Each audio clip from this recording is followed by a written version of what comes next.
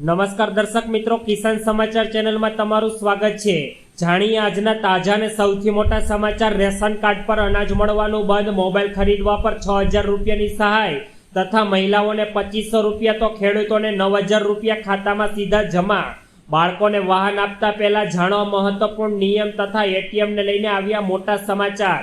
દર મહિને 1000 રૂપિયાની સહાય, સોના ચાંદીના ભાવમાં મોટા ફેરફાર, સરકારનો નિર્ણય, વીજળી બિલ ઓછું આવશે, ખેડૂતો ખુશ, સામાન્ય માણસોને 10000 રૂપિયાની સહાય તો આવાસ યોજનાનો નવો નિયમ અને રેશન કાર્ડ પર પરિવારને 80000 રૂપિયાની સહાય તથા સરકારનો મોટો નિર્ણય। આ તમામ મહત્વપૂર્ણ સમાચાર જાણીએ તે પહેલા કિસાન સમાચાર ચેનલમાં તમે નવા હોય તો ચેનલને સબસ્ક્રાઇબ કરીને વિડીયો લાઈક કરી દેજો। આજના સૌથી મોટા સમાચાર, રેશન કાર્ડ પર અનાજ મળવાનું બંધ। જો તમે પણ મિત્રો બીપીએલ, એપીએલ 1 કે એઆઈવાય ધરાવો છો અને રેશન કાર્ડમાં 6 મહિના સુધી અનાજ લેવા નથી ગયા તો સરકાર દ્વારા એક મોટો નિર્ણય હાથ ધરવામાં આવ્યો છે અને તમને અનાજ દેવાનું બંધ કરી દેવામાં આવશે। એટલે કે તમારું રેશન કાર્ડ સરકાર દ્વારા સાયલેન્ટ કરી દેવામાં આવશે। આ માટે તમારે રેશન કાર્ડનું ઈ-કેવાયસી કરાવવું પડશે અને આ સાથે જ રેશન કાર્ડને આધાર કાર્ડ સાથે લિંક કરાવવાનું રહેશે। ત્યારબાદ વર્ષ 2025માં આવા કેવાયસી કરેલા રેશન કાર્ડને સાયલેન્ટ મોડમાંથી હટાવી દેવામાં આવશે અને ફરીથી તેઓને રાશન આપવાનું શરૂ કરવામાં આવશે। ત્યારબાદના બીજા મોટા સમાચાર, મોબાઈલ ખરીદવા પર ખેડૂતોને સરકાર દ્વારા 6000 રૂપિયાની મોટી સહાયની ચૂકવણી કરવામાં આવશે। જો તમે પણ મોબાઈલ લીધો હોય અથવા તો લેવાના હોય તો ગુજરાત સરકાર આપશે તમને 6000 રૂપિયાની મોટી સહાય। સ્માર્ટફોન સહાય યોજના અંતર્ગત 6000 રૂપિયા મોબાઈલ લેવા માટે આપવામાં આવશે। મોબાઈલ લઈ લીધો હોય અથવા તો લેવાનો હોય, બંને કેસમાં સહાય મળવાપાત્ર થશે।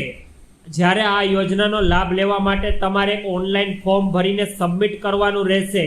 થોડાક જ દિવસમાં તમે કરેલી અરજી જ્યારે અપ્રુવલ થશે ત્યારે તમને આપેલા બેંક એકાઉન્ટ પર 6000 રૂપિયાની સહાય જમા કરવામાં આવશે। જ્યારે આ યોજનાનો લાભ લેવા માટે તમારે એક ખેડૂત ખાતેદાર હોવું જોઈએ। ઘરમાં દરેક સભ્યએ આ સહાય મળવા પાત્ર થશે। જો કોઈ ખેડૂત 13000 રૂપિયાની કિંમતનો સ્માર્ટફોન ખરીદે તો ખરીદ કિંમતના 40% મુજબ 5200 રૂપિયાની સહાય તથા 6000 રૂપિયાની સહાય બંનેમાંથી જે ઓછું હોય એટલે કે 5200 રૂપિયાની સહાય મળવા પાત્ર થશે। ત્યારબાદના બીજા સૌથી મોટા સમાચાર, મહિલાઓને ખાતામાં આવશે 2500 રૂપિયા। આર્થિક રીતે નબળા વર્ગની 21 થી 60 વર્ષની વયની દરેક મહિલાને 2500 રૂપિયાની રકમ મળવા પાત્ર છે। આંતરરાષ્ટ્રીય મહિલા દિવસ પર ગુજરાત સરકારે મહિલાઓને મોટી ભેટ આપી છે। સરકારે મહિલા સમૃદ્ધિ યોજનાને મંજૂરી આપી દીધી છે અને દરેક ઘરની મહિલા આ યોજના મળવા પાત્ર થશે। સચિવાલય ખાતે યોજાયેલી કેબિનેટની બેઠકમાં આ યોજનાને અત્યારે સરકાર દ્વારા પાસ કરી દેવામાં આવી છે। તો શું કહેશો, ગુજરાત સરકાર આ યોજના લાગુ કરવી જોઈએ કે નહીં તેઓ તમે નીચે કોમેન્ટમાં જણાવો। ત્યારબાદના ખૂબ જ મહત્વપૂર્ણ સમાચાર, બાળકોને વાહન આપતા પહેલા જાણો, સરકાર દ્વારા કરવામાં આવ્યો છે નવો નિયમ જાહેર। જો તમે પણ તમારા બાળકને વાહન ચલાવવાની પરવાનગી આપી રહ્યા છો અને તમારું બાળક સગીર છે એટલે કે નાની વયનું છે તો તમે જેલ ભેગા થઈ શકો છો। 1 માર્ચથી અમલમાં આવેલા નવા વાહન કાયદા હેઠળ સગીર દ્વારા કરવામાં આવેલા કોઈ પણ પ્રકારના ગુના માટે તેના વાલી દોષિત ગણવામાં આવશે। આવા કિસ્સામાં તેને 3 વર્ષની જેલ અને 25000 રૂપિયાનો આર્થિક દંડ ચૂકવવો પડશે। જો તમે પણ 2 વ્હીલર પર ત્રીજા સવાર તરીકે બાળકને બેસાડો છો અને બાળક 4 વર્ષની ઉંમર છે તો તમારે 1000 રૂપિયાનો દંડ ભરવો પડશે તથા તમારા 18 વર્ષથી નીચેની બાળકોને વાહન ચલાવવાની પરવાનગી આપશો તો પણ તમને સરકાર દ્વારા દંડ ચૂકવવામાં આવશે। ત્યારબાદના ઉપયોગીપૂર્ણ સમાચાર, એટીએમ ને લઈને આવ્યા ખૂબ જ મોટા સમાચાર। સરકારે જાહેર કર્યા નવા નિયમો। એટીએમ ટ્રાન્ઝેક્શનને લઈને અત્યારે સમગ્ર દેશમાં નવા ફેરફાર કરી દેવામાં આવ્યા છે। આ મહિનાથી જ એટીએમમાંથી પૈસા ઉપાડવાનો નિયમ બદલાયો। હવે મેટ્રો શહેરના લોકોને મહિનામાં 3 વખત એટીએમમાંથી પૈસા ઉપાડી શકશે આ પછી તેઓ દરેક ટ્રાન્ઝેક્શન પર 25 રૂપિયાનો વધારાનો ચાર્જ લેવામાં આવશે, જે અગાઉ 20 રૂપિયા લેવામાં આવતો હતો. આ ઉપરાંત જો તમે પણ બીજા બેંકના એટીએમમાંથી પૈસા ઉપાડશો તો 30 રૂપિયાનો ચાર્જ વસૂલ કરવામાં આવશે. અને જે નોન મેટ્રો શહેર છે ત્યાં મર્યાદા 5 રૂપિયાની પ્રતિ ટ્રાન્ઝેક્શન પર સરકાર દ્વારા લાગુ કરવામાં આવી છે. ત્યારબાદ દર મહિને 1000 રૂપિયાની સહાયની ચૂકવણી સરકાર કરશે. ગુજરાત સરકારની સંત સુરદાસ યોજના. આ યોજના હેઠળ અપંગ વ્યક્તિઓને દર મહિને 1000 રૂપિયાની આર્થિક નાણાકીય સહાય સરકાર દ્વારા પૂરી પાડવામાં આવે છે, જેથી તેઓ આત્મનિર્ભર બની શકે. તાજેતરમાં જ આ યોજનામાં સુધારો કરવામાં આવ્યો છે, જેથી 82,000 જેટલા લોકોને તેનો સીધો લાભ મળશે. અગાઉ આ યોજનાનો લાભ મેળવવા માટે 80% અપંગતા ફરજિયાત હતી, જે ઘટાડીને 60% કરવામાં આવી છે. હવે દરેક દિવ્યાંગ વ્યક્તિ લાભ મેળવી શકશે તે માટે વય અને આવક મર્યાદાના નિયંત્રણો પણ સરકાર દ્વારા દૂર કરાયા છે.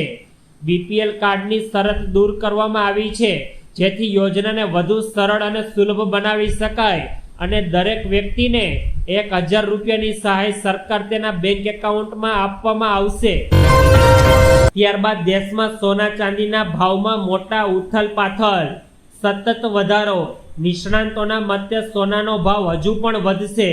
સોનું 90,000 પછી 93,000 અને ત્યારબાદ 1 લાખ સુધી પહોંચ્યું છે, તો ચાંદી પણ દિવાળી સુધીમાં 1,55,000 થવાની શક્યતા છે.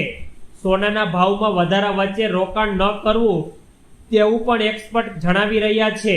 ડોલર સામે રૂપિયો નબળો પડવો અને અમેરિકાના રાષ્ટ્રપતિ ડોનાલ્ડ ટ્રમ્પની નવી નીતિઓને કારણે સોનાના ભાવોને પાંખ મળી છે. અમદાવાદમાં આજે સોનાનો 24 કેરેટનો ભાવ પ્રતિ ગ્રામ 8,700 રૂપિયા હતો, જ્યારે 22 કેરેટ સોનાના ભાવમાં 7,975 રૂપિયા જોવા મળ્યા હતા. ત્યારબાદ સરકાર દ્વારા મહત્વપૂર્ણ નિર્ણય હાથ ધરાયો. વીજળીનું બિલ હવે દરેક વ્યક્તિનું આવશે ઓછું. હવે સ્માર્ટ મીટર લગાડનારાઓને થશે મોટો ફાયદો. પ્રીપેડ સ્માર્ટ મીટર લગાડનારાઓને એનર્જી ચાર્જના બિલમાંથી 2%ની રાહત મળશે. બિલ 5,000 રૂપિયા આવશે તો 100 રૂપિયાની રાહત સરકાર દ્વારા ચૂકવણી કરવામાં આવશે. ગુજરાતની 4 સહકારી વીજ કંપનીઓના પીજીવીસીએલ, યુજીવીસીએલ અને ડીજીવીસીએલ તથા એમજીવીસીએલની 1.30 કરોડથી વધુ વીજ ગ્રાહકોને બપોરના 11 વાગ્યાથી માંડીને 3 વાગ્યા સુધીમાં વીજળીના થનાર વપરાશના ચાર્જમાં યુનિટ દીઠ 45 પૈસાની મોટી રાહત આપવાની દરખાસ્ત ગુજરાત વીજ નિયમ પંચ સમક્ષ રજૂ કરવામાં આવેલી વર્ષ 2025ના વર્ષની ટેરિફ પિટિશનમાં જણાવવામાં આવ્યું છે, જેથી હવે દરેક વ્યક્તિનું વીજળીનું બિલ ઓછું થવા જઈ રહ્યું છે. ત્યારબાદ ખેડૂતો માટે ખુશ ખબર. ગુજરાત સરકારે ખેડૂતો માટે કરી મોટી જાહેરાત. રાજ્યમાં ચણા રાયડાના ટેકાના ભાવે ખરીદી કરવામાં આવશે. વર્ષ 2024-25માં ચણાના પાક માટે 5650 રૂપિયા એટલે કે 1130 મણ પ્રતિ ક્વિન્ટલ અને રાયડાના પાક માટે 59,500 પ્રતિ ક્વિન્ટલ એટલે કે 1190 મણ ટેકાનો ભાવ જાહેર કરવામાં આવ્યો છે. આ સાથે જ 18/5/2025 થી 9/6/2025 સુધી ખેડૂતોને ગ્રામ્ય કક્ષાએ વીસીજીઈ મારફતે નાફેડ ઈ સમૃદ્ધિ પોર્ટલ પર વિના મૂલ્યે ઓનલાઈન નોંધણી કરાવવાની રહેશે. ત્યારબાદ વિવિધ કેન્દ્રો પરથી ચણા અને રાયડાની ખરીદી આગામી 15 મે બાદ સરકાર દ્વારા કરવામાં આવશે. ત્યારબાદ સામાન્ય માણસોને 10,000 રૂપિયાની સહાય. ગુજરાતના દરેક ખેત મજૂરોને અને મધ્યમ વર્ગના પરિવારો માટે ગુજરાત સરકારે એક રાહતના સમાચાર આપ્યા છે. અને સમાચાર હવેથી જનધન યોજનામાં ખેડૂત મજૂરો અને મધ્યમ વર્ગના પરિવારો છે, જેઓને 10,000 રૂપિયાનો બેંક ઓવરડ્રાફ્ટ આપવામાં આવશે. જ્યારે આ 10,000 રૂપિયાની સહાય મેળવવા માટે તે વ્યક્તિને જનધન બેંક એકાઉન્ટ હોવું ફરજિયાત છે. જ્યારે પહેલા આ યોજના હેઠળ 5,000 રૂપિયાની સહાયની ચૂકવણી સરકાર દ્વારા કરવામાં આવતી હતી, જેને હવે વધારીને સરકાર દ્વારા 10,000 રૂપિયા કરવામાં આવી છે, જેનો સીધો જ લાભ મધ્યમ વર્ગના અને ખેતમજૂરોને તેનો સીધો લાભ મળવાપાત્ર થશે. ત્યારબાદના સૌથી અગત્યપૂર્ણ સમાચાર, સરકારે હાથ ધર્યો મોટો નિર્ણય. ગુજરાત હાઈકોર્ટે જન્મ પ્રમાણપત્રના સુધારાને લઈને એક મહત્વપૂર્ણ ચુકાદો આપ્યો છે, જે ગુજરાતના તમામ વ્યક્તિઓએ સાંભળવો જોઈએ. જેમાં આધાર કાર્ડ, પાન કાર્ડ તથા ડ્રાઇવિંગ લાયસન્સ જેવા સરકારી રેકોર્ડમાં દર્શાવેલ જન્મ તારીખ સંપૂર્ણપણે માન્ય રહેશે નહીં. આ સરકાર દ્વારા એક મોટો નિર્ણય હાથ ધરવામાં આવ્યો છે.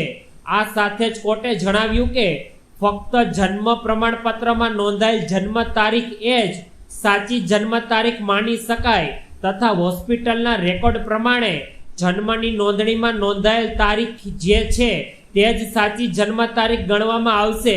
આ સાથે જ બીજા કોઈ પણ સરકારી ડોક્યુમેન્ટમાં જન્મ તારીખ દર્શાવેલી હશે તે માન્ય ગણાશે નહીં. ત્યારબાદ આવાસ યોજનામાં સરકારનો નવો નિયમ, પ્રધાનમંત્રી આવાસ યોજના 2.0 હેઠળ આર્થિક રીતે નબળા ઉપરાંત મધ્યમ વર્ગના લોકોનો પણ સમાવેશ કરવામાં આવ્યો છે. પીએમ આવાસ યોજનામાં અરજી શરૂ કરવામાં આવી છે અને સરકારે આ યોજના માટે કેટલાક ફેરફારો પણ કર્યા છે, જે દરેક મિત્રોને ખાસ જાણવા જોઈએ. આ ફેરફાર બાદ લોકોના માતા પિતા આ યોજના હેઠળ પહેલાથી જ લાભ મળી ચૂક્યો છે તો તેમને આ યોજનાનો લાભ મળશે નહીં. જોકે અત્યાર સુધીમાં આ યોજનામાં માતા પિતા ઉપરાંત પુત્રોનો પણ લાભ મળતો હતો, પરંતુ પ્રધાનમંત્રી આવાસ યોજના 2માં આ નિયમ બદલાયો છે અને શહેરી વિસ્તારમાં લાભાર્થીઓને ઘર બનાવવા માટે 2.5 લાખ રૂપિયાની નાણાકીય સહાય ચૂકવણી કરવામાં આવશે, જ્યારે ગ્રામીણ વિસ્તારમાં 1.20 લાખ રૂપિયાની રકમની ચૂકવણી કરવામાં આવશે. આ નવો નિયમ પીએમ કિસાન આવાસ યોજના 2.0 હેઠળ દર્શાવવામાં આવ્યો છે.